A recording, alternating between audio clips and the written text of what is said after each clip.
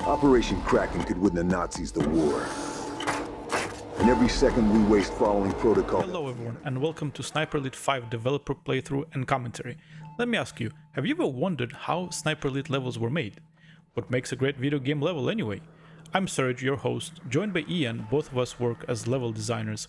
Alongside special guests, we will walk you through the entirety of Sniper Elite 5 campaign with a focus on level design. We will answer questions from the community and offer insights into our creative process. So join us on this journey where we show you what we do with the boxes.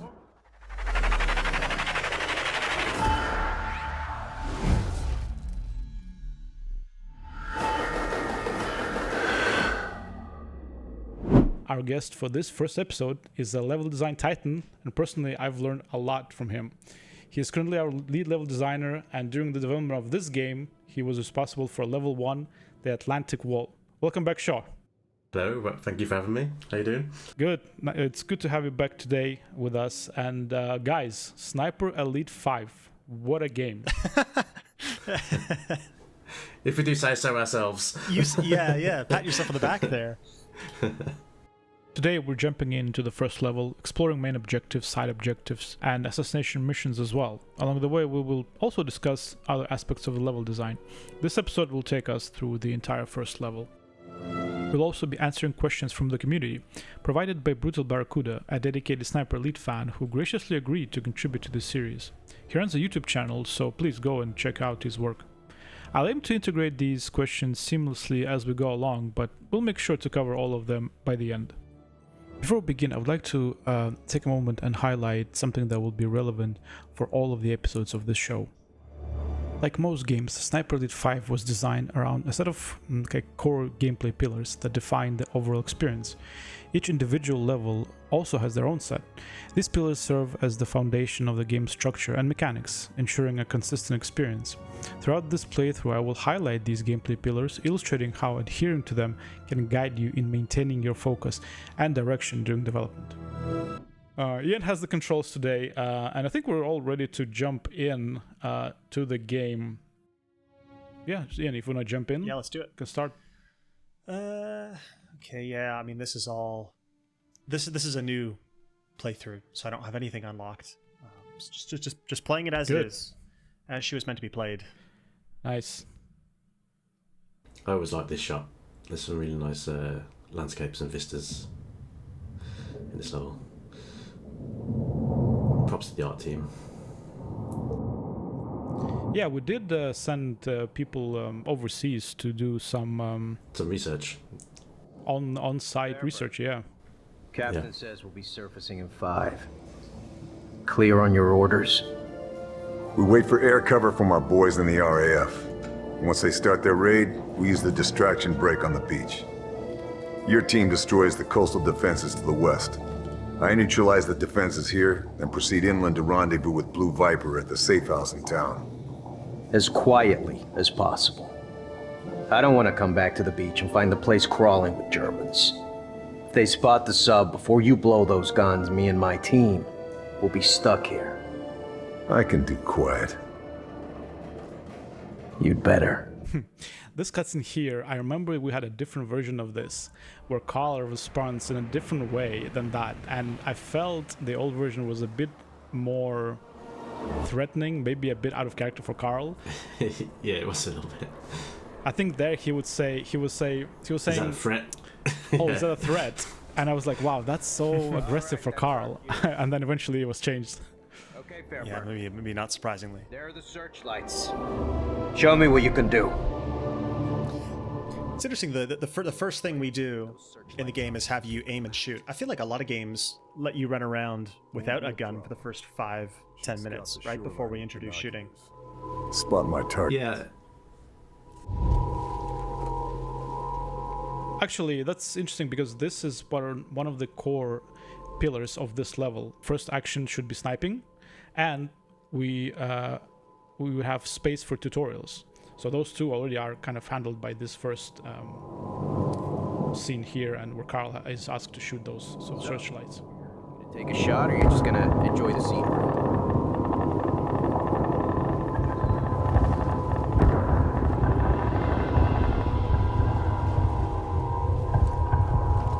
would happen if I shot him? Those aren't He my wouldn't let you. Those Those aren't aren't my your orders. Yeah, I guess this is like sniping is the biggest core pillar, isn't it? Of Sniper Elite, it's in the title. So you wanted players to just open up with some cool shots, and these guys on the searchlights. I can't think of how many games where the core pillar is something other than like platforming, but they start you for the first 5-10 minutes and say, Yeah, jump to jump. But binoculars. yeah, you don't have to do the binoculars. They're just there as tutorials, really. But they're kind of like mini objectives, I guess, at this point. It teaches you that you can do the alternative ways to complete objectives as well. So obviously you can either kill the guy or shoot the searchlight. Honestly, it's very simple here. But later on, you get more different options in the objectives. So for example, the radar dish, you can either blow it up or sabotage it. And yeah, you get a bit impatient if you take your time. I like that there was more than one line of dialogue for that. Yeah. Whoa. Oh, I can't believe you missed the first shot. The first shot. No pressure. Ian. Time. There you go. If only you could reverse it. Wouldn't that be cool?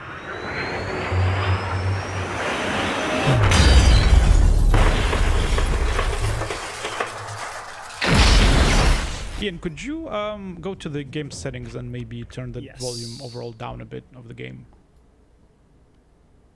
Yeah, that should be good. I think it's a good place to kind of add the one of the questions from the community. It has to do about the searchlights here, and it goes like this: why are the spotlight kill cams only used on the 2 spotlights right at the start of the mission when standing on the submarine, and not throughout the whole game and the mission? Back. So I don't think that's intentional, to be honest. I think that might be a bug. There's no design reason for us not to do that. Yeah, I didn't know that was actually a thing, to be honest, until you asked that question. I guess I can offer a theoretical explanation as well. To be honest, sometimes there's just no drive, no overall drive to kind of populate everything we have at all levels. And these searchlights, in particular, they're very, very distinct, and not all levels have them, to be honest. Yeah, most levels are in the daytime. It's just easier for us to highlight enemies during the day. Obviously, camouflage works quite well. Yeah, that's what it's designed to do, hide you from enemies. And in the night time, I guess that's a bit exacerbated. So yeah, most of our missions are set in the daytime. This is, I guess, early dusk or late. What's the morning one? Dawn. That's the one. Yeah. Dawn, yeah. The moonlight's quite strong. I love these moving bright searchlights that guide you to where you need to go. Yeah, they're really cool. It's a great way to keep players on track, right? Yeah, I believe the searchlight kill cams there, that they were bespoke created though, so there might be they were just missing from the other ones or weren't turned on. It's just sometimes we see things as very bespoke, even though they might fit somewhere else. And of course, this is a tutorial, and we kind of want to show off the kill cam and slow mo. So it just kind of happened to be like that. Really, there is sometimes there's technical reasons for sure. I don't think this was one of them.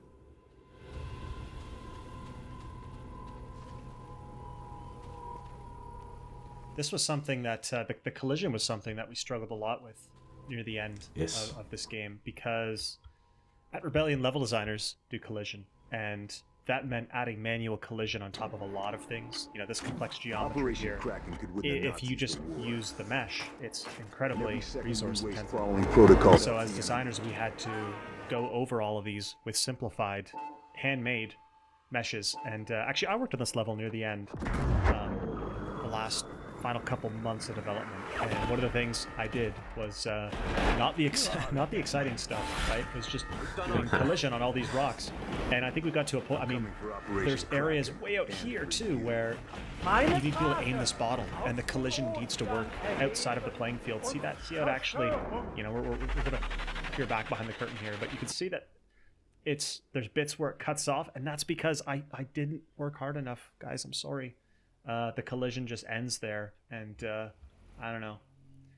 If we had more time, I guess we could have added it more. But it's such little bits of polish that players don't really see and don't really care. But I don't know. But I mean, yeah, most players are never going to throw a bottle even up notice there. that, So, yeah. So it's important figure out what's worth it and what isn't in the design process. Yeah, we could put collision there, but it's just, is it worth it for the budget? Because it does take up memory as well. So we could use that memory elsewhere. It doesn't affect gameplay at all. The player never gets up there. But these bottles were the bane of my existence for a while, because testing the level just became a case of just standing here and seeing what could I aim at, and then okay, I need to extend the collision about yay far. Yeah, I guess it's worth mentioning that Ian joined this project a bit later than the rest of us, but he still had his hand in a lot of the levels of this game, so he'll have a lot of this kind of insight on a lot of these levels. Yes, sadly, I think I did give Ian a lot of collision tasks towards the end of the project. But it is good practice though, because obviously on your new project now, you've probably got that nailed down now and doing a really good job with the collision. Yeah, I'm pretty good with the in-house tools at this point, and I got to learn some Blender near the end as well, which was handy.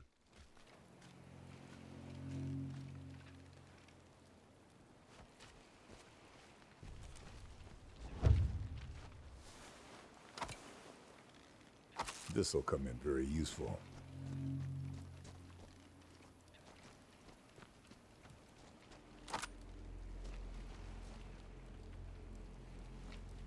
The next core pillar of this level, that this level was meant to be kind of low pressure, easy and open, with kind of easier encounters compared to the other levels, because we wanted to ease in players into the game. Really, is that something you had in mind when putting together this particular tutorial area back? Yeah, definitely. 'Cause obviously, this might be a player's first experience of Sniper Elite, and that they need to learn these mechanics. So obviously, hiding and sneaking in bushes is quite a big thing Carl does. There's bushes all over the levels in Sniper Elite. This is a good way for us to teach players that. So we just have the guy walk out as you slide down. He's unaware of you completely. In fact, all the AI in the tutorial have reduced hearing and sight, so they. Oh, I didn't realize that. Yeah, just to give players a bit of an easier time. So, if you did happen to get in front of him a little bit or make a noise, he probably won't hear you unless you get right in his face. Yeah, it's an interesting point, because I think some of the stuff, like it's a bit of a pitfall that some level designers can fall into, where they will try to make something really hard or punishing for players and kind of make it their mission to do so. But actually giving players these kind of easy ways to win, easy wins, really, it's really good for overall experience. Now, obviously, this is a tutorial, so that makes sense on that level as well. But I think overall, on any level, we often call them snacks, where after something hard, you just give them something really easy, a guy that's looking the other way, an easy kill from elevated position. Things like that are in all of the levels, really. Like here, for example, this guy is ready to be killed. That's his own existence. Basically, yeah. I mean, he does walk out and look your direction as you go around the corner. Typically, depends how long you take, obviously. But anywhere else, he's always looking away from the player. So we make sure you get plenty of chances to sneak up behind him, knock him out, kill him, whatever you want to do. I noticed as well, we tend to script these AI to walk to a point, and then they'll reach out for a little tin of food or something and have a snack, and then they put it away, and then they turn around. Yeah. And those are great animations, because players get an idea of how long the AI is going to stand there for in one spot. Because you don't want, as I'm running up to the enemy, if he whips around really fast, I could feel like I was cheated. But there, you actually get an idea of how long he's going to stand in one spot for.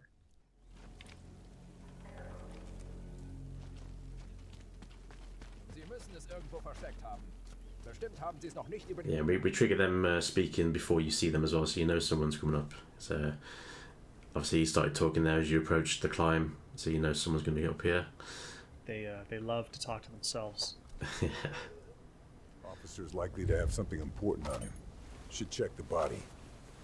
Carl does it too. Yeah. So one of the things quite uniquely in this game compared to a lot of other shooting-based games is that Carl doesn't really have a radio or any contact with anyone else outside of himself, really. And that presented quite a unique challenge for all of us, really. because he has to talk to the player himself. So we rely a lot on these Carl to himself dialogue lines to explain certain things, to nudge players into the right direction. It sounds like Carl's talking, but really he's in a monologue, I guess. You're just hearing his thoughts. That's why the AI never really hear him talking.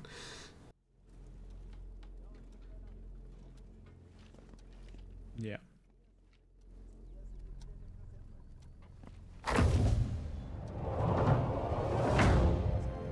According to this, the SS captured a resistance cell. Right, so we have our first objective. Is that the first main mission, Beck? As part of the tutorial, yeah, the tutorial's kind of like a linear set of missions. Just to guide players really and kind of set the scene for the level. So you mentioned Blue Viper there, which is one of his contacts that he's come to meet. Now, ideally this playthrough will be very on point and no mistakes will be made, but you know, we'll see how that goes.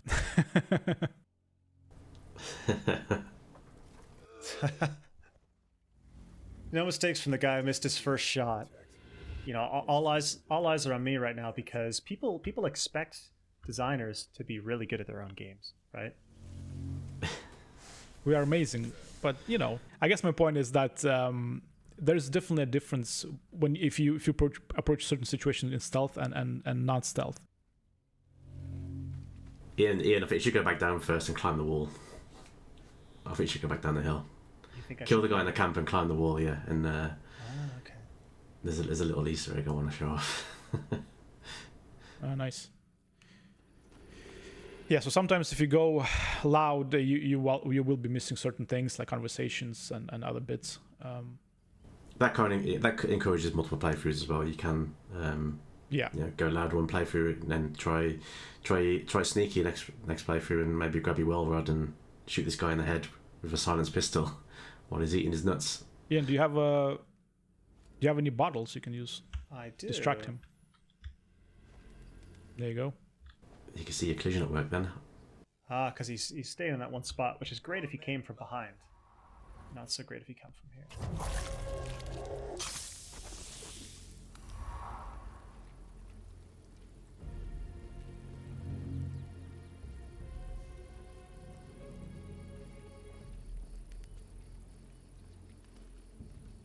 So I'm hoping this works now. But there should be a voice line that Cole plays when you mill him off the edge. Oh, he's run off. No. Oh no! He saw the dead body. Wait, where's he going? He saw that body. Oh no! But basically, he says "Happy Trails, Hans." I don't know if you get the reference or not. Do you get the reference? Oh, come on, you got to get that reference. Sorry, what's the line that he says? Happy Trails, Hans. Happy Trails, Hans. Oh, is that Indiana Jones? No. Try again. Spell it out. I don't know. Die Hard. Oh yeah, of course. Oh. I was thinking specifically Nazi stuff. Oh right, okay, yeah. No, it's when we threw this guy over the edge. I said to Alistair, the guy working on the narrative at the time, I want that line in, and we got it in. I was very happy. Nice. I'll edit it in. Okay. Yeah.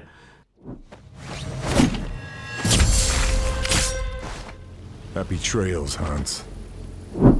I've made a bit of a mess here, haven't I? Yeah, you've got loud. It's fine. It's all part of Sniper Elite. How do you react to the situations that happen to you? You've put yourself into a little corner here, though, so... Yeah.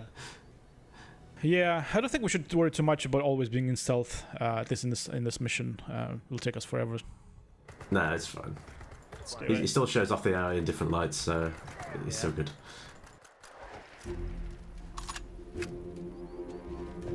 Pretty well. Yeah, the tutorial's pretty easy. The guys they're pretty inaccurate and, like I say, that less vision range and hearing range. Got to get in there before it's too late.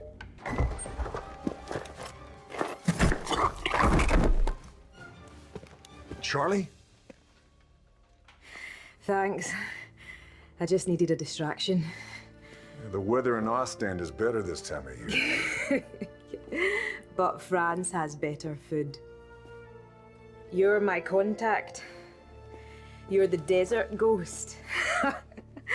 I should have known. Good to see you, Blue Viper.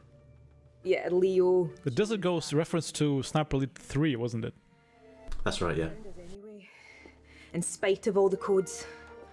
Betrayed? Maybe. I think so. But I can't be sure. They tried to make us talk, and when we wouldn't, my God, they killed the whole town, everyone. All thanks to a bastard named Moller. They split us up. Some of my men might still be alive. Somewhere in this place. We have to... I'll find him. You're in no shape to You need characters for Carl to bounce off of, because he's just so stoic, right? He can't show emotion. With the safe He needs someone else in the room to do it for him. There's a farmhouse just north of the town. I'll find it. One more thing. One of my men, Marcel, he hid information in a loose panel under his bed. The key for it was sewn into the hem of his trousers. They may not have found him yet. Look for the house with the yellow brickwork. Ugliest thing in the village. You can't miss it. Got it. It is good to see you again. You too, old friend.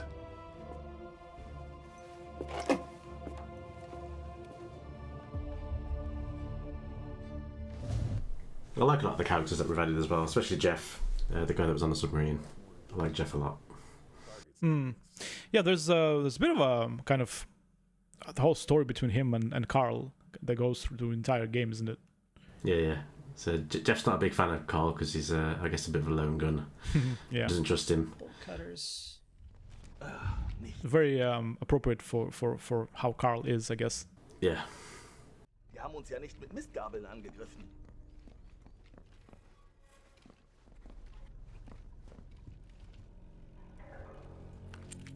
Oh, I guess she went out the way that I came in. Yes, that's right. I was gonna say, how did she get through this lock? Armory. This would be a good place to check my weapons before hitting the field.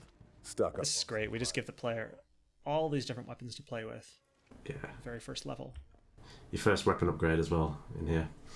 Now, we do have the skill tree in this game, but Sniper Elite is kind of unusual in that these days there is so much permanence between, like, you grow your character throughout most games, but in Sniper it's largely the same tool set repeated between each mission.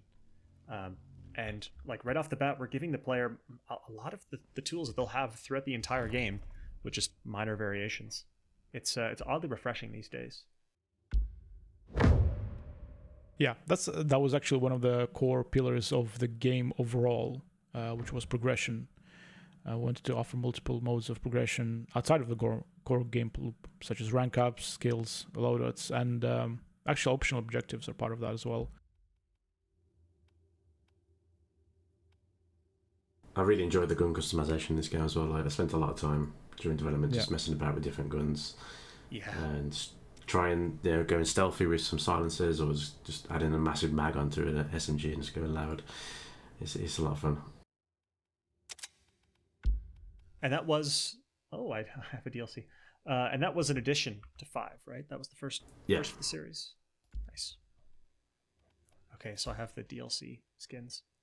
Apparently not all of them, though. Let's leave that as is. Can retool my gear at any other workbenches I find. Should keep an eye out. Keep my loadout on point for the job.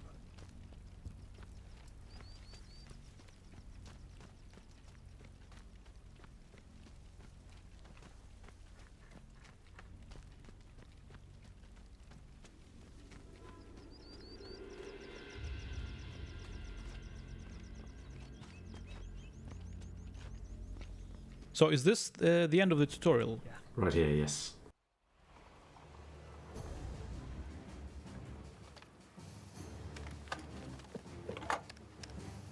Achtung! Alle Geschütze auf Zielraster H9! Reichweite 380!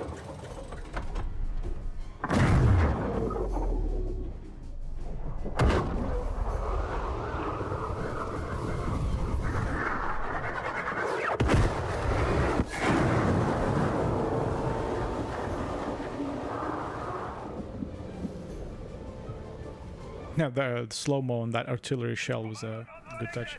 Yeah, a bit of bullet time. So at this point, Carl thinks that everyone there is dead. Yes.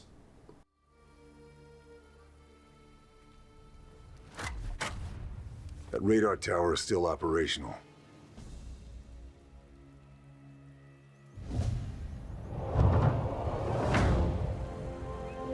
There's the radar.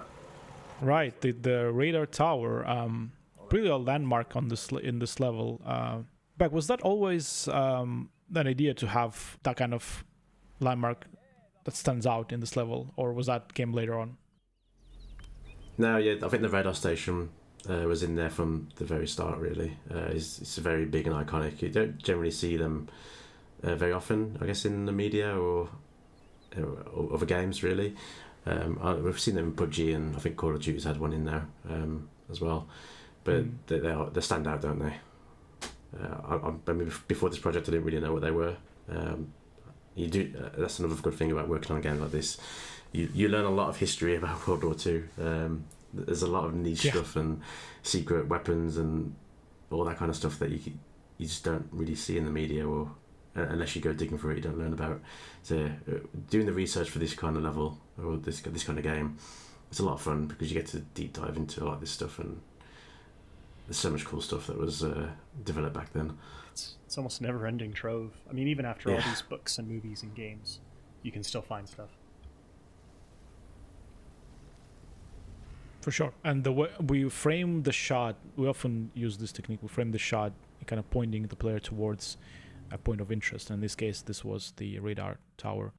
Yeah, we call it the opening vista, don't we? Where you just show the player what their main objective is, and then from there they can go off and do it however they please. Yeah, it comes a bit later in this level because we have to go through the tutorial. Yeah. In other levels, it's kind of usually a bit earlier than that. It's normally the first thing you see once you leave the safe room. If you want to try out a similar approach in your game, ensure your character begins from a vantage point where they can clearly see either an end goal or a significant point of interest. It could also be as straightforward as the next location you want to guide them towards.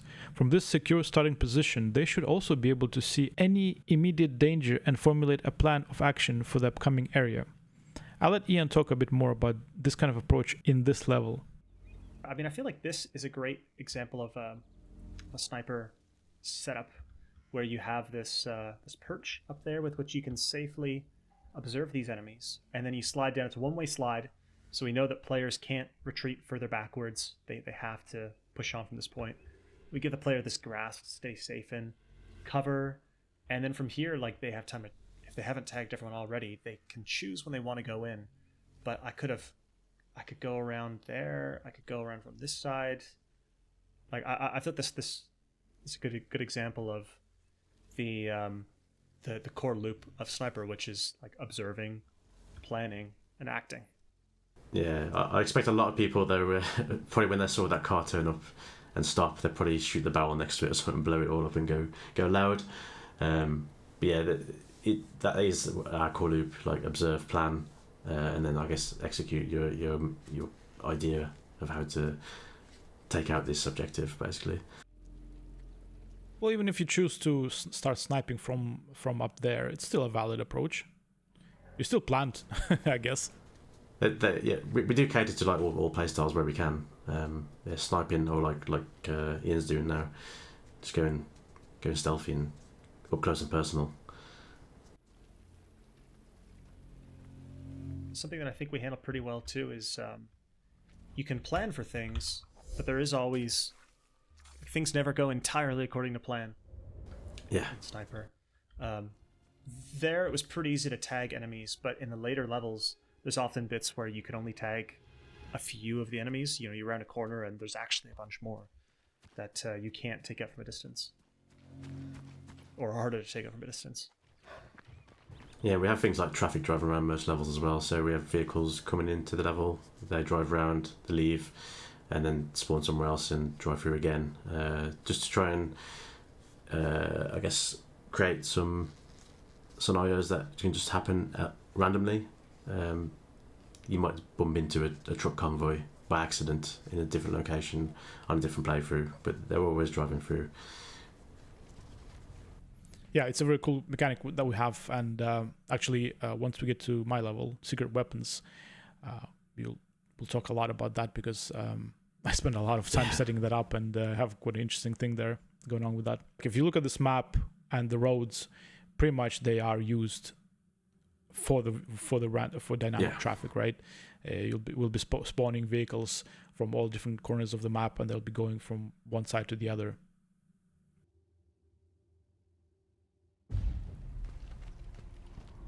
This is also really the level opens up, and you can do the radar dish, or you can go right to the town and find Marcel. Or there's the side objectives that can pull you in different directions.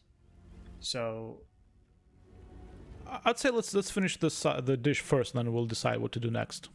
Yeah. I mean, it feels like the intended. I mean, it's square in front of you when you slide down that slope. I should be able to bring it down. Maybe I can find some in the Germans' ammo crates. Trenches should keep me out of sight. So yeah, for this objective, we did give you both methods of completing it off the bat. Normally, you have to discover them though. So I think just then it popped up saying you could either blow it up or sabotage. But yeah, generally you have to go and discover that for yourself. Yeah, discovering different methods of completing missions is something we do on all levels, really. Something we really kind of pushed for. But yeah, this is the first time we've done methods though with objectives. So we kind of wanted to. This is kind of another tutorial, I guess. We give them the players for free, so they can experiment with them. Nice. Now, is it here that I place the satchel charges? Could I place one of these turrets? Guess not. You can place one on the door here and go inside. But don't forget they are very loud. That's going to be loud. But you can always use it as a distraction, can't you, and just run away as well. Oh, yes. We're too close.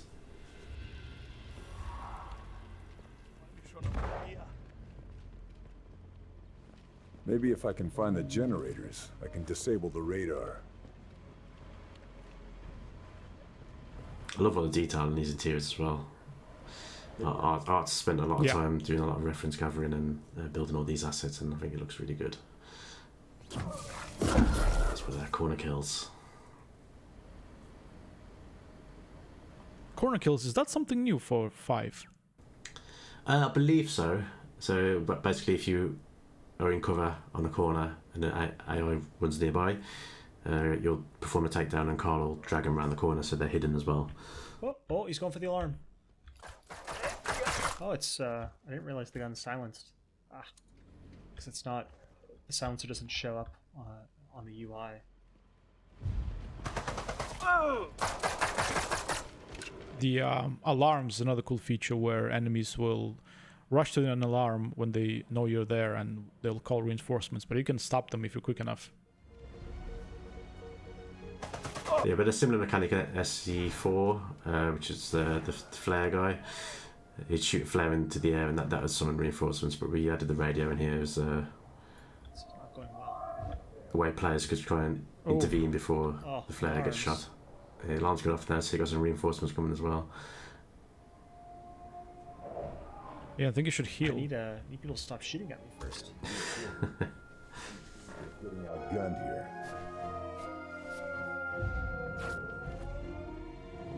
Alright, well, the alarm is off now. At this point, I guess you have a couple of choices. You can wait it out or leave the area, or I guess kill everyone.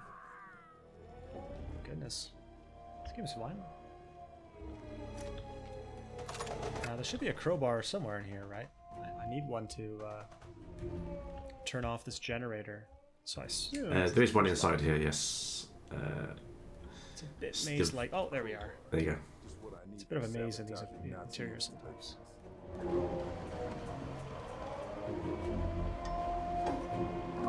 Generator's overloaded. Gotta find a breaker switch so I can fire the whole system. I could get those files. Yeah, why not?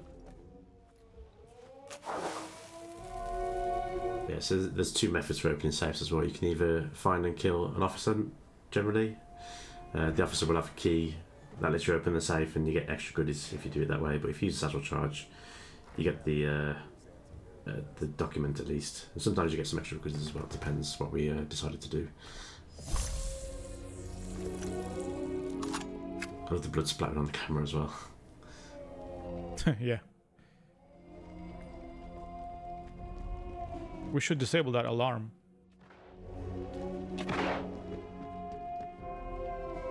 Now it's not the alarm booth, right? It's there's somewhere else. It's outside, just outside the door. Right. I guess I thought.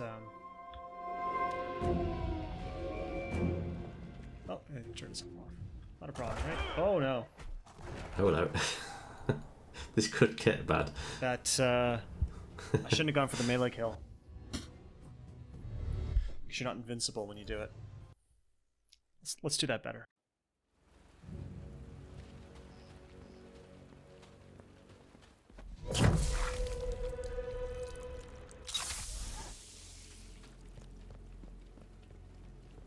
That was pretty visceral. Trench networks connected to the radar. Yeah, the camera got really close and personal there as well.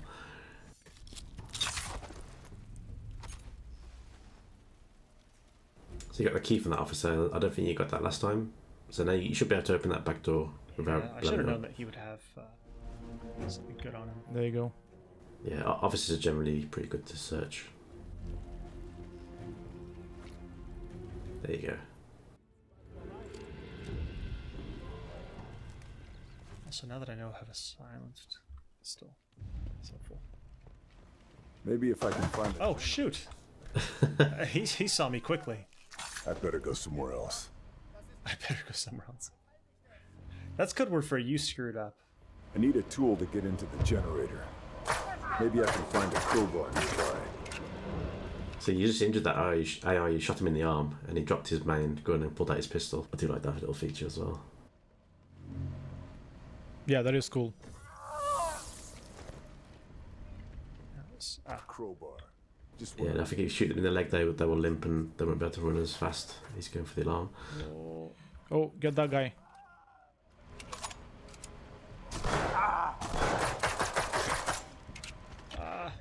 No, this is not going well. All because of that one guy. That's stealth games for you. Uh-oh. Oh, he decided rather than shoot you, I'm going to go get the alarm. Oh no. He's going outside.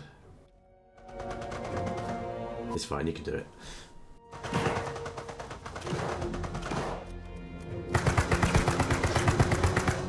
Yeah, this bunker underneath the radar as well, I think it's designed off a real radar station bunker. We found some blueprints online which are quite interesting to look at. Oh, nice. I don't think he's managed to call them in just yet. You're okay.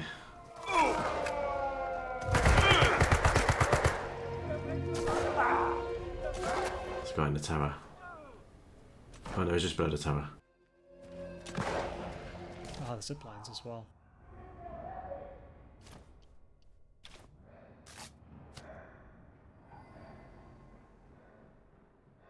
Let's get up there.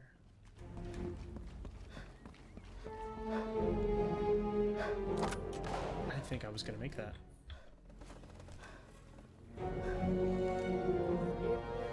You should get that sniper rifle over there. Silenced. It's a silenced one, yeah. Well, silenced. I don't know if I want that right now. Yeah, I quite enjoyed placing those around the level as well. We could create those different guns with Lawrence. We'd sit down and say, oh, it'd be nice to have a silenced, powerful rifle here. Or maybe one with a very long range.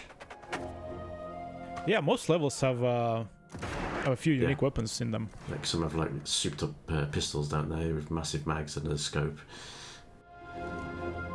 As well, we would do a balance pass, and then he came in and he did like a final gloss over every level. Yes. Which was nice because it meant that every level felt like it had relatively consistent pickup placement, and that the difficulty felt like it increased naturally between each one. Because otherwise, how do you coordinate every level in the game and make sure that it feels like everything's in sync when there's designers working on each individual level? We can be a bit siloed sometimes.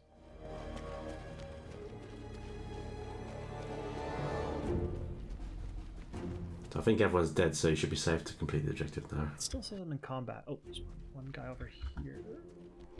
But it's just...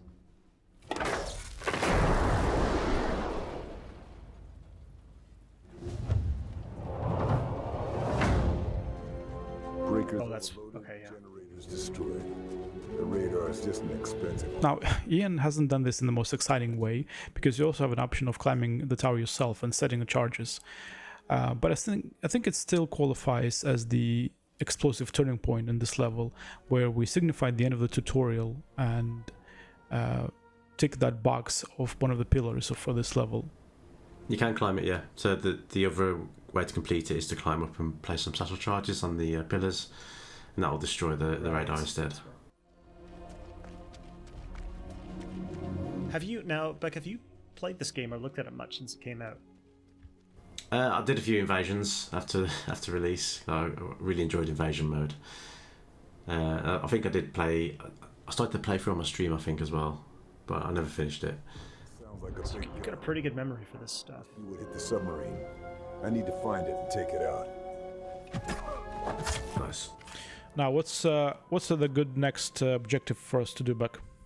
Well, if you're heading this way, you're going to run into one of the AA guns, one of the farmhouses at the northern side of the map. So that's an optional objective.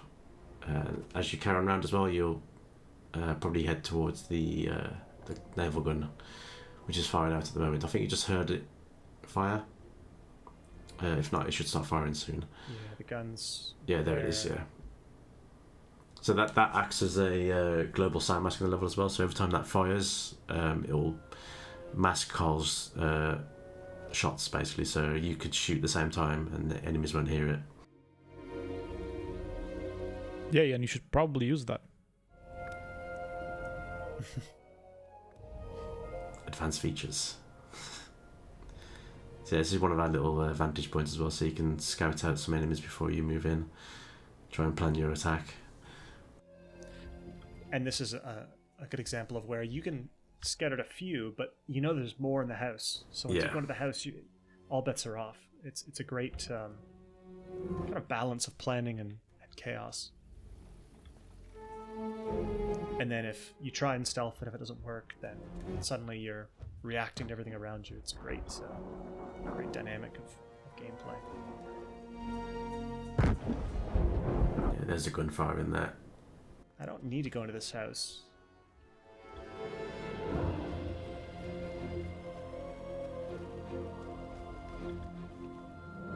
Well, the road is blocked here, so you will need to go left at some point. So you remember this level much better than I.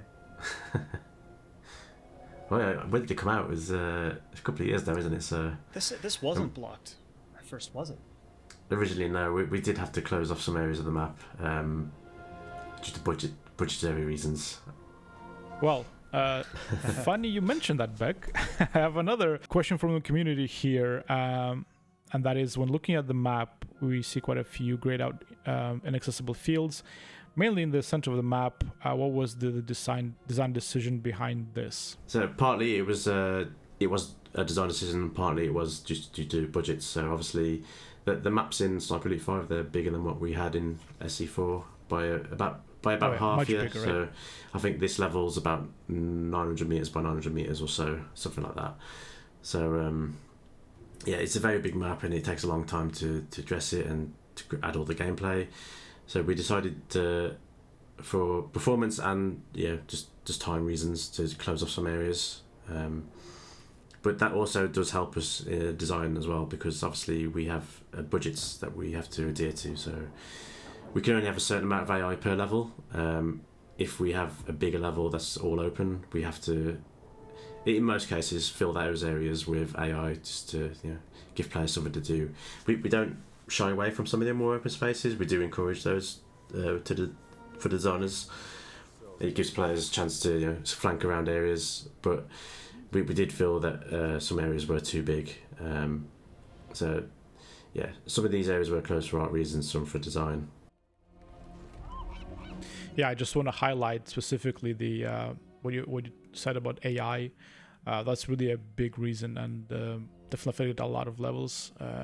If you don't have the AI to spare for this area, then it probably should not exist or should be closed off. Yeah, there was a section open as well to the west, I believe it was. I guess if Ian, you open the map a second. The house over here? Yeah, over there. That used to be open as well. So you could flank past that checkpoint. But there were enemies there as well, but we decided to close it off because you can still flank around the area a little bit, and we wanted those enemies elsewhere. So rather than having an empty big section of the map open, we just closed it off and redistributed those enemies elsewhere. So that, create more fun combat scenarios elsewhere. Wasn't there discussion of having an objective there, you to do something at that house? There probably was at some point, yes. But again, we don't want to give players too much to do in the first level either, overwhelm them. Yeah, it's quite easy to underestimate the how much resource intense AI are. Like, you think we could just populate as many as we want, but it's really all quite tight in terms of that. Well, they're so complex in Sniper. They have so many different potential behaviors and different states they can be in that they end up being quite resource intensive in this kind of game. Yeah, I mean, this is just game development. Like, you have to make cuts sometimes. Sometimes things don't work for gameplay reasons or budgetary reasons. It sucks sometimes. Sometimes it's like, oh, this was a really good bit, but we have to make cuts somewhere. And sometimes we don't see it until quite much later. But I think I think every developer goes through that at some point. It's just it's part of the process. What's this guy carrying?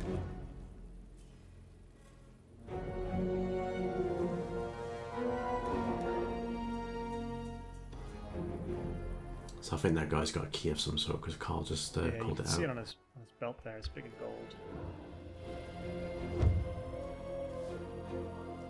Yeah, I do like how we called those out actually on the characters as well. So you don't have to read the text. You can just check out what he's got in his body.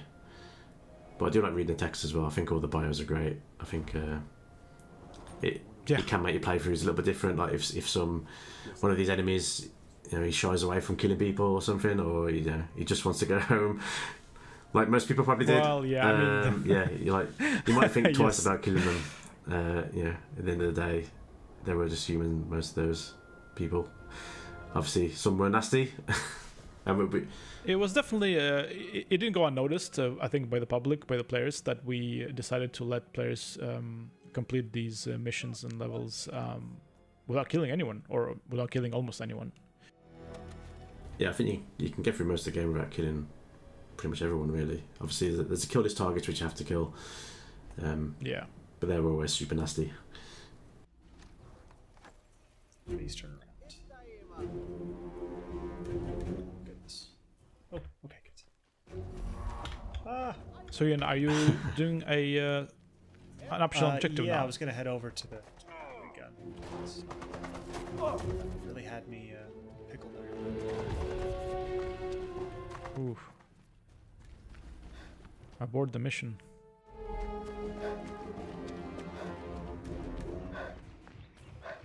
I noticed that every general I've seen so far is a pretty nasty bio. We don't ever want you to feel bad about killing those generals, the people in command leading the troops, that's for sure. Yeah, so this is one of our optional objectives.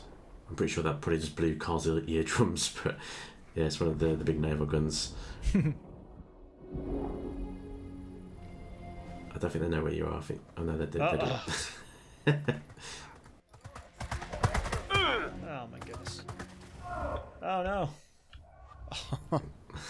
Oh no. Persistent little buggers.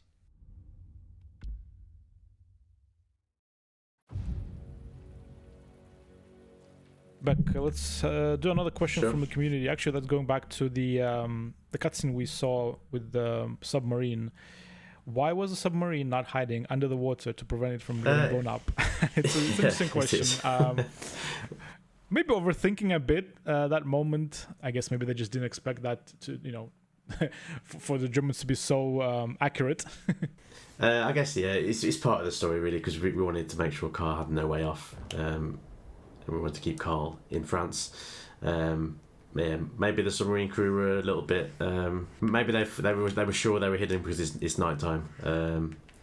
Yeah, maybe they were checking out the view. They were quite relaxed, and Carl was pretty pissed off at that event, so that kind of serves to develop his character. Let's just put it this way. And you want to set the stakes that the Allies can't do this without Carl's help. He's going to win in the war. Exactly. Yeah, he's a super soldier.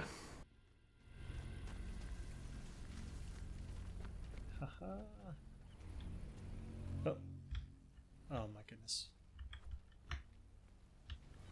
Stuck.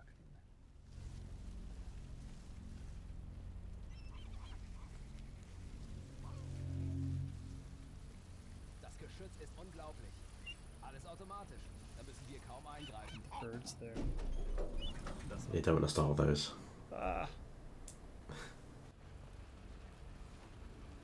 The birds and other environmental objects like that, they can also alert the enemies in this game. That's what he just did, yeah. So I think Ian startled the birds and that guy turned around because he heard them. Oh, somebody heard that though, I think. I think they might have just heard the birds, I'm not sure.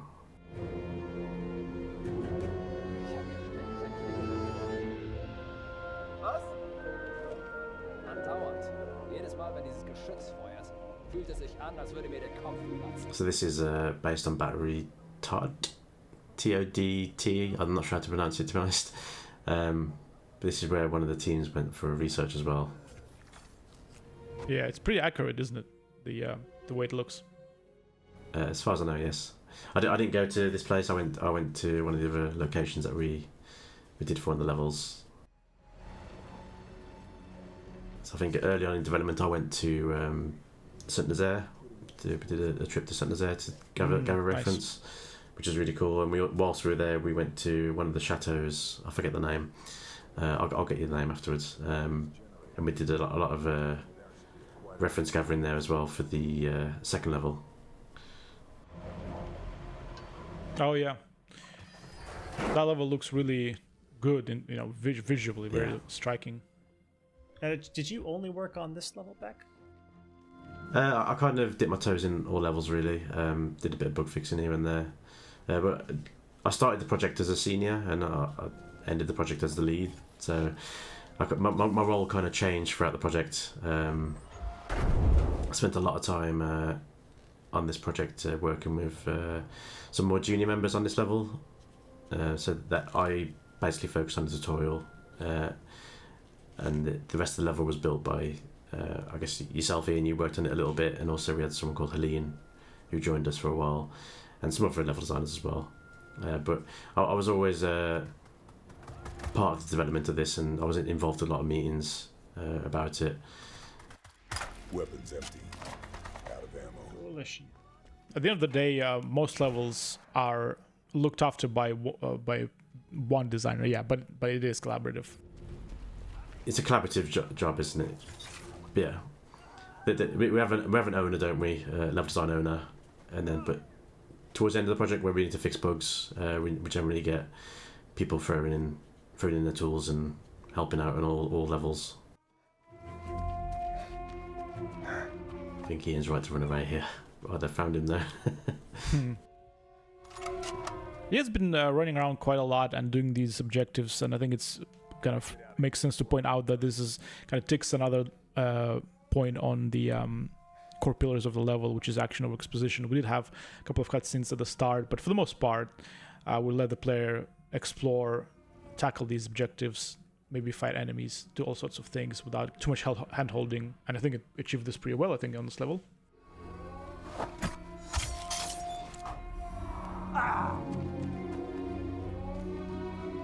He was going to drive away, but you startled him. And the level's big enough that you can just run away, and there isn't a ton of permanence. Those guys will stay alert, but I'm already basically scot-free.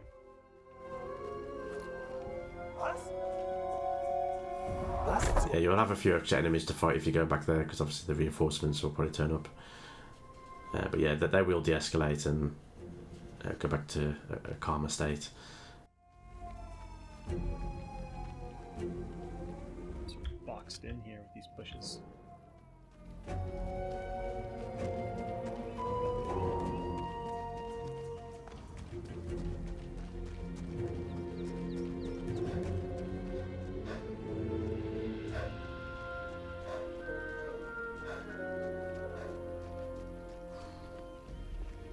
Now, I want to get back to the basics of level design. Beck, I have a question for you. Do you think it's always a good idea to spend a lot of time planning out your level, whether it's with pen and paper or by jumping straight into level editors? What would you say is a good general practice for people working on their level design projects who aren't sure where to start? I think it definitely helps to, I guess, have a plan. You can go in blindly, I guess, and try it out and see what works. Obviously, you'll need to do a lot of testing, and you probably have a lot more iteration going on in that kind of situation. But yeah, I think if you get down what you want to do in the level, what the core beats, what do you want players to achieve. Once you've got that written down, you can obviously plan where that goes in the level, how big the level needs to be to fit all that stuff in. I think you'll have an easier time if you do have some kind of plan going into it.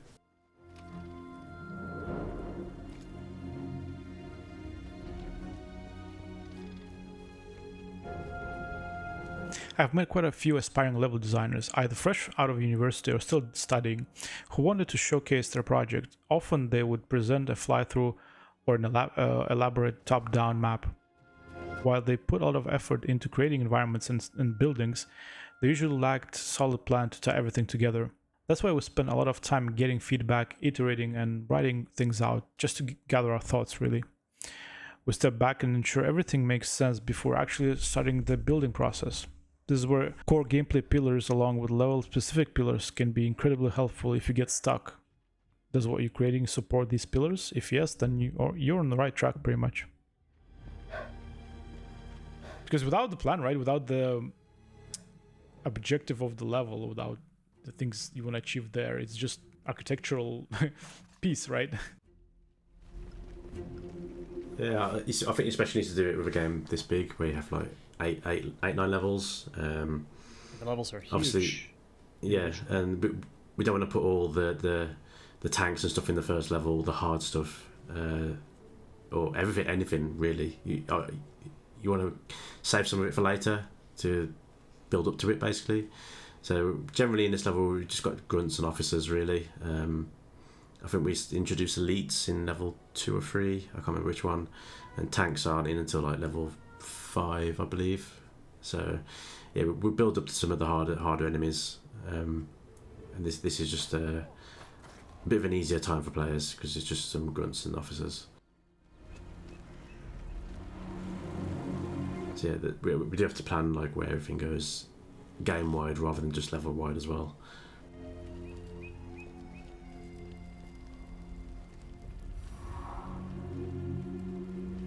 Yeah, I mean, it definitely doesn't work for every game. There's all sorts of games out there, but I think there's something to say about games like this, Sniper Elite. It has like this more of a traditional approach to building levels. If you are building something like that or want to build something like that, I think it's worth considering spending quite a lot of time on planning and writing things out and iterating on that.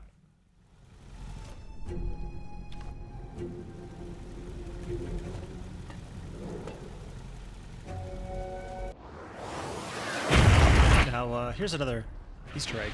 Beckendorf. One of the nasty captains. Nice. You got him. Target. I wonder where you got that name from. Oh, I think I just realized that. Which, oh goodness. Actually, I did something similar with my assassination target as well. I named him after a friend of mine.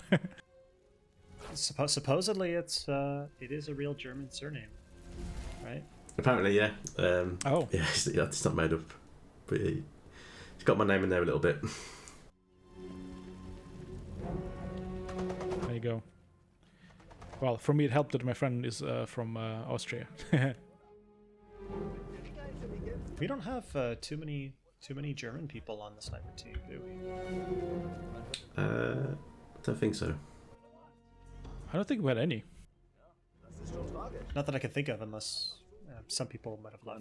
Vines could get me into the attic. I'd better hurry. Don't know how long Marcel's got.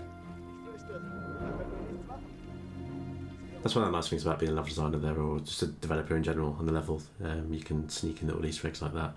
It's like, yeah, like Serge, getting your friend's name in there, sneaking my own name in this one. Yeah. Didn't get to you in time. Hope you've still got the key and I can find the safe. So what's this mission about?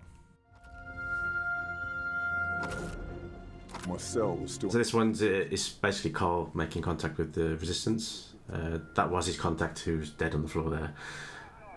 But obviously he met The lady in the...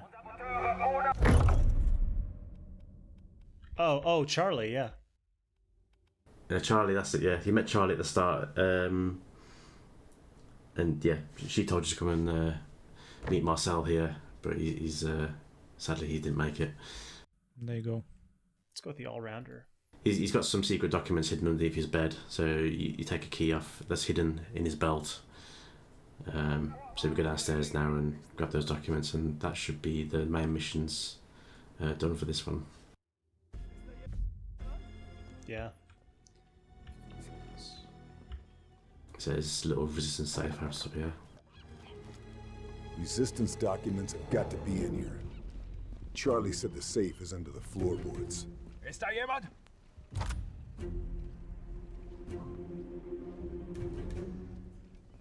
I think someone heard you fall downstairs, just so I want to be careful. Just like Charlie said. Let's see if the key opens it. Still here. Nazis never found it. Good job, Marcel. I'll see this gets to the right people.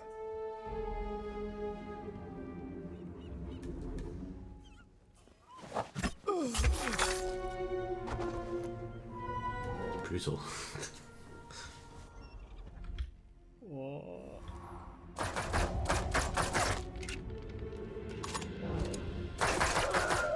Low on ammo. Luckily, no, they didn't sound the alarm. Exfiltrate. What do you think? Should I do some of the AA gun stuff? Landing on the beach, taking it out. Yeah, let's see. What do we have left apart from exfiltration? The AA gun destruction. Yeah, let's do that. Yeah. There's actually, I mean, there's quite a bit of the mission that is just entirely optional. Most of this town, actually. I mean, you just need to do the one building. Yeah. But there is this whole street with these beautiful, very, very European twisting pathways.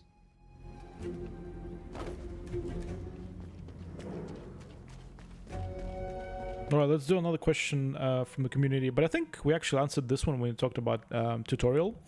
Did you make any specific design choices knowing that your level is going to be the first level player's experience within the game? And I think when we talked about enemies being easier in the tutorial, that's probably, that was it, right? Like, was there anything else? Yeah, I guess just, yeah, like I mentioned before, like we only have grunts and officers in this level, and none of the heavy hitting vehicles like the tanks or the elites. So it's just basically give players an easier time a little bit, let them experiment with the weapons and the items. Like we said when we got to the radar as well, we made sure to give players both methods with the objective when they discovered the radar. Yeah, it makes sense. I think pretty much all games nowadays do that, where they introduce gradually new things as you go through the game. You really don't want to unload everything you've got in the first hour. No, it'd be information overload for players. So yeah, we didn't want to give players too much to take in on the first level.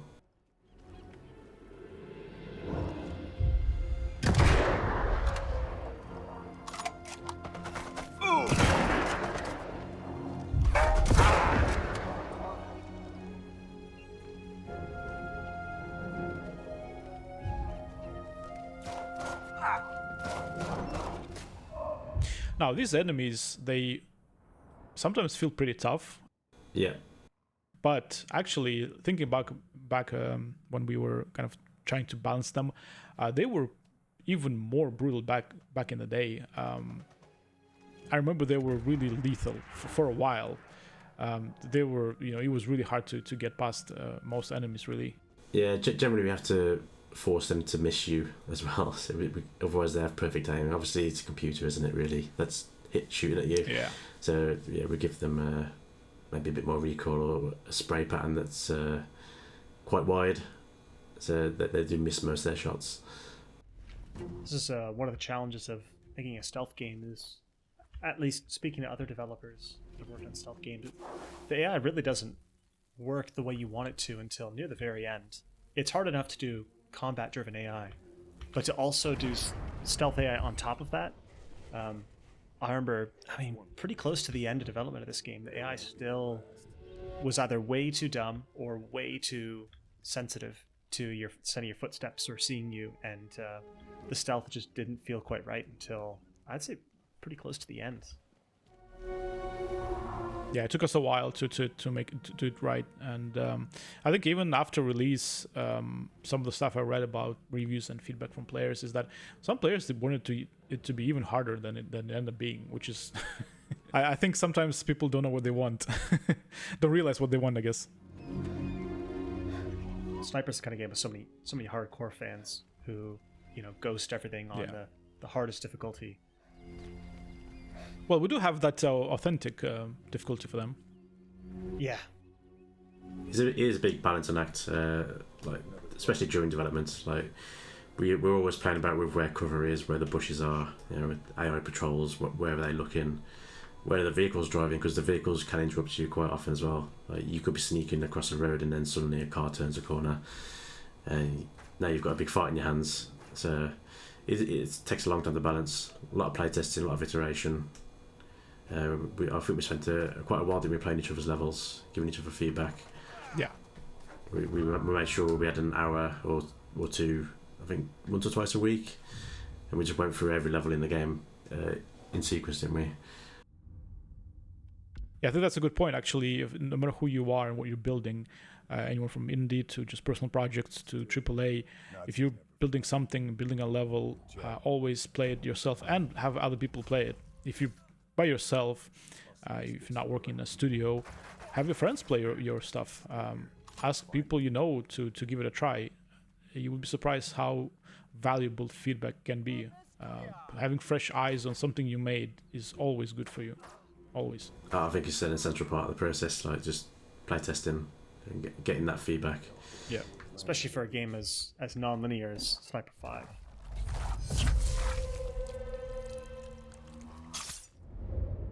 Now, Beck, speaking of building level, I want to ask you, what's your preferred kind of way of actual building the environments? Now, obviously, it's not a secret that we use in-house tools to build the actual game, but apart from that, do you have any kind of preferred software that you use both at work and maybe personally?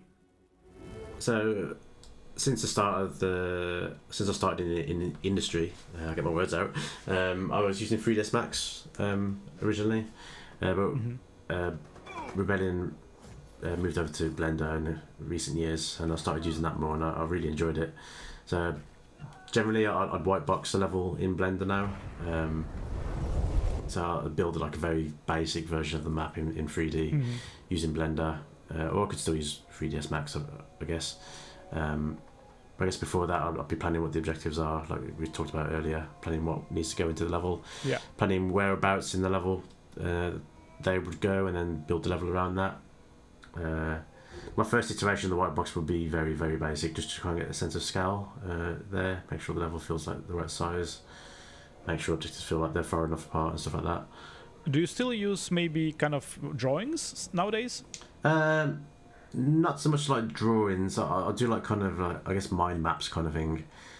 I'd do a circle over here saying here's the big naval gun, and then another circle saying here we'll put the radar around here or something like that, and then kind of gauge the distances between those like that. I mean, I'm a terrible drawer, so it doesn't really help me anyway, because I'll just get frustrated with myself that I can't draw what I want on paper. So I tried to get into 3D as soon as possible, after I've got the initial plan, and then I find it's easier for me to get a sense of scale and see how things might work if I've got it in 3D and I can run around it. Sounds good. Ian, I wanted to ask you as well, because you have quite a bit of modding experience, and I know that you've worked on some of the levels for some of the older titles. Would you use some of that nowadays as well? Would you recommend to use that? To use 3D modeling tools? Yeah, or even like maybe modding tools that other developers release. Oh yeah, absolutely. If you're just starting in the industry, I mean, one of the great, I mean, we live in a time of great game engines, but also it's pretty hard these days to have games that have great mod kits where all of the mechanics and assets are just sitting there. Now you can download Unreal and Unity and you can start messing around with things, and that's great for making games from scratch. But as far as modding games or just having fully built level design tools and assets to play with, I think in some ways there's still no substitute for games like Counter-Strike and Half-Life, where you can just sit down and focus on making a great level and not having to worry about building a full game to play with. Yeah. I think there's still value in that. I mean, I wish more. I mean, I'd love Sniper Elite, public level editor, but that's a question for Rebellion's legal department, not us. Our boys in the channel. But yeah, not too many titles ship with that these days. What are some of your favorite kind of modding tools? I know you've done some work on what was it, Hammer, was it? And what was the one for Doom has Doom Builder. There's Quake as well, Unreal Tournament. That's all largely older stuff, so the tools are a little different than what you can get these days, but I still think it's a great way of building, demonstrating that you can do great level design. Yeah, it's still valid. If you want to build a portfolio, like any of those games are still valid to build levels for. It's still level design at the end of the day. Yeah. I ended up making a level at one point for the 4th Unreal Tournament game, which was cancelled, but it was in early access. And so Epic still did release all the assets to make a great Unreal Tournament level. And I think that was a great portfolio piece for myself because it demonstrated that I can use Unreal Engine, which is a modern game engine, but I can also demonstrate great level design and not, I feel like I see a lot of portfolios that are things like, here is an Uncharted level that I built in Unreal Engine 4, and it's a great looking white box, but I want something that I could download right now and I could play, or I could watch a YouTube video of someone playing it and I can see all the gameplay there. And I feel like I see a lot of resume pieces where you have to, squint and tilt your head to the side and imagine what it would actually play like. Yeah, there's definitely great value in being able to get your level out there for people to play. Always good. Now let's do the last community question here, Beck. What is something you would have liked to have added to the mission, but for whatever reason you were unable to? That's a good question. I think I got everything I wanted in the level. I don't think there's anything I would struggle to get in. I'll try and think of something there that I might wanted to put in anyway. So those areas that we ended up cutting from the level, did we end up kind of also maybe cutting some of the stuff we could have had there? But yeah, I guess some of the stuff from more of the centre of the map, it would have been nice to keep, so it's less of a roadblock, I guess, for players. Especially during invasion mode, I get the frustration sometimes. I've seen some of the comments online, but sadly we did have to make some cuts. So I think, if I could have kept some of those areas open, I would have.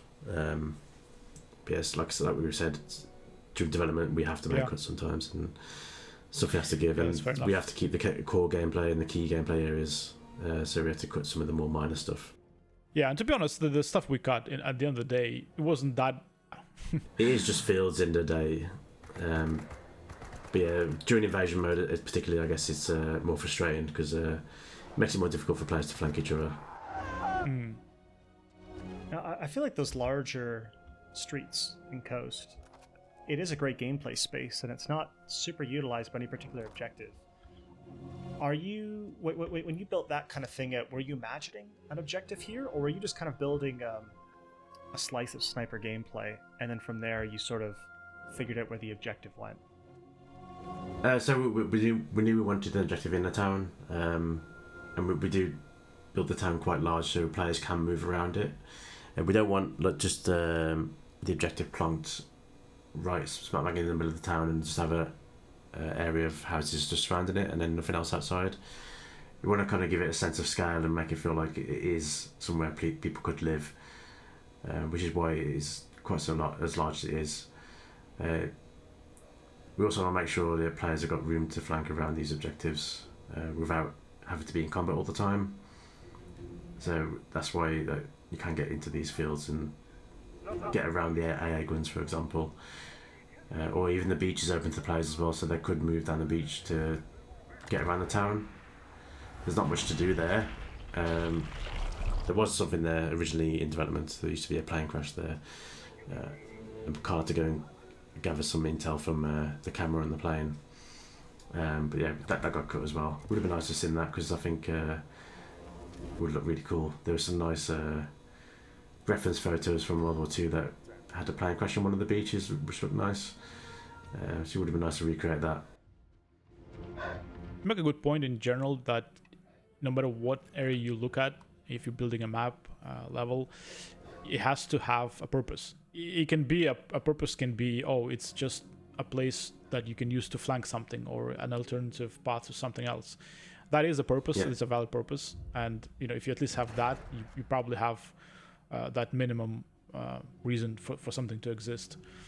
In terms of, I think, building missions versus the environments and what goes first, I think it's a mixed bag in the end. I think each level designer kind of approached it individually. I certainly had some areas on my level that I thought that were cool and I wanted them to be in there before I knew what I was going to do with them. It just depends, really.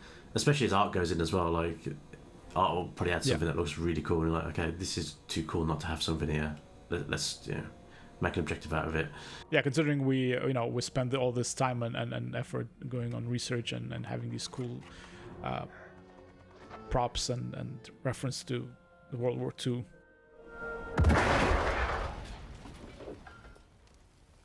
For our boys in the sky.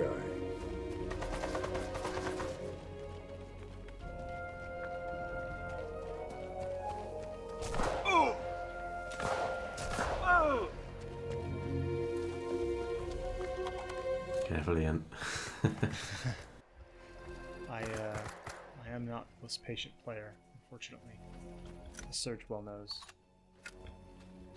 I think Ian's being quite restrained today. He likes to go fast. It can be tricky when you have played this level so many times to do it again slow. Yeah, you kind of fall into old ways, don't you? Just quickly test something, just run around. Yeah, and I had a habit for using the debug tools, maybe a bit too often. Maybe that's something you could show in a future episode. Yeah. Right, was that... Yeah, there was some stuff in the town. I was kind of meandering around. I think you missed an AA gun and you missed one of the bunkers, but it's fine. Yeah. Yeah, I mean, we pretty much did most of the level. There's other things that you can do in pretty much all of the levels. You can find collectibles. You can do the eagles. You can shoot those. But I think we've pretty much done most of the... there's a... Lost the gun. Yeah, okay, let's do that. Well, you can find alternate start locations as well, can't you? Oh, yeah. Yes. Which I think was a nice little feature we added, so you could play the level again from a different entry point, basically. Get things fresh for players, you don't always have to start from the same location.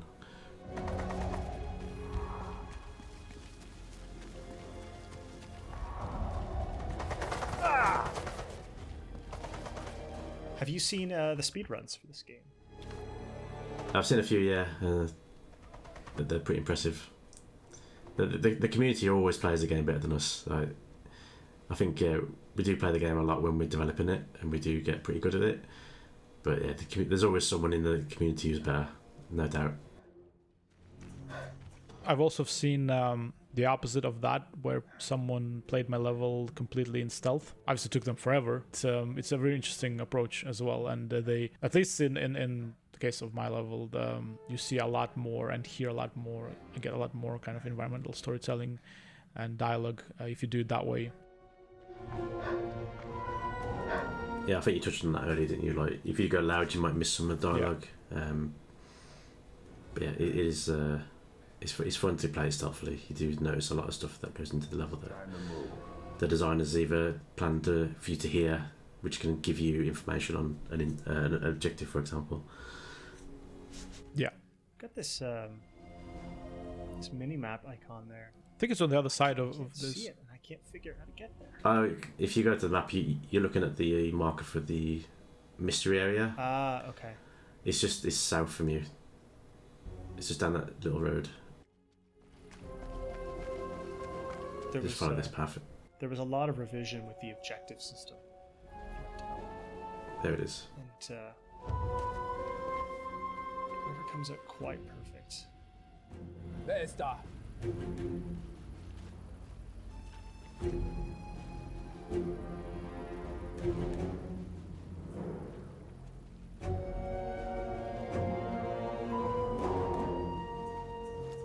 I really enjoyed the music as well. I think the guys did a really good job. The whole team did a really good job across all the different departments. Yeah, didn't we? Wasn't this recorded in? Yes, it was a live orchestra. I think there's a video on our YouTube channel showing it being done. Yeah.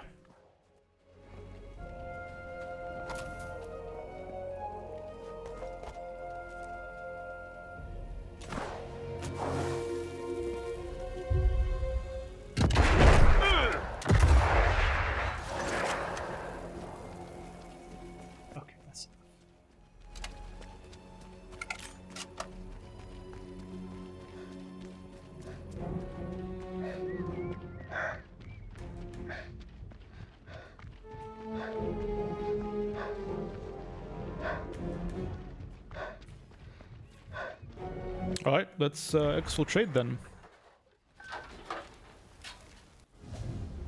Anti-air dealt with. And that will also hit our last core pillar of this level, which is ending with the interaction with the French resistance. To wrap it up, you know, if you're starting out, if you want to make something interesting, build a level, get your core pillars, write them down, put your objectives, and always refer back to them when you're building a level. Always ask yourself, what is this building for? What is this environment for? Does this serve the purpose that I need it to serve? Does it, you know, does it violate the core pillars of the level? If it does, then there's a problem. You probably should revise it. Try different tools. We mentioned a few of them. Nowadays, there's a lot of things you can use to build a level, really. Even if you just grab a pen and paper and draw it out, that's already a start. Yeah, and just go and do it. I'm sorry. Did you get the intel? Do you have any closing feelings about this level, Beck? Network that operates. Oh, I really enjoyed watching you play it again. It's nice seeing it again. I haven't really seen it in a couple of years. Did you get the intel? Told you. He doesn't do things by Yeah, I feel like from my perspective, I was really... it's just interesting how even though you really didn't go stealth, it didn't feel that the whole level was kind of in chaos. It felt like we compartmentalized areas really well, and you were able to kind of move from one to the other and kind of do a fresh start in each one of them. Yeah, that's intentional, because obviously if you make the whole level alerted, they're all just going to run over and try and shoot you anyway, so you're going to empty the whole level of AI. So we do have space between encounters to, you know, ensure that you have time to plan and prepare for each battle. Yeah. You chose well. Yeah, I'm a bit ashamed at how rusty I've gotten, but it's funny just looking back at it. I'm just thinking of all the collision work that I did, and I'm seeing all these bits that I could have fixed that I know nobody else cares about. But I was sort of firmly in that mode on this level at least. I'll have probably a few more creative things to say about the next level. I will. I think that's all. I think that's all of us. We kind of end up tunnel visioning quite a bit during development and obsessing over the smallest details. But then closer to release and post-release, we kind of realized that a lot of them will never be noticed. Most people don't care about minor details like that. But it's always the same. It always happens. Multiple U.S. Rangers, KIA. Lieutenant Sullivan and surviving Rangers regrouping with resistance contact to await extraction. Status of Lieutenant Fairburn and Blue Viper unknown. Bletchley Park have intercepted the following. Die Widerstandsratten sind geflogen? Ich muss wissen, ob die Operation in Gefahr ist. Wenn die Alliierten Verdacht schöpfen, sind wir erledigt. Ich werde die letzten Vorbereitungen persönlich beaufsichtigen. There you go. That's it for this episode, everyone. I want to thank Beck again for joining us. Well, thanks for having me. And give a shout out to Brutal Barracuda for those great questions. If you enjoyed this video, let us know what you think and if there's anything specific about level design or Sniper Elite 5 you'd like us to cover. Next time, we'll be jumping into Mission 2 of the campaign, and I hope you'll join us for that. See you then. See you next time. Thanks all.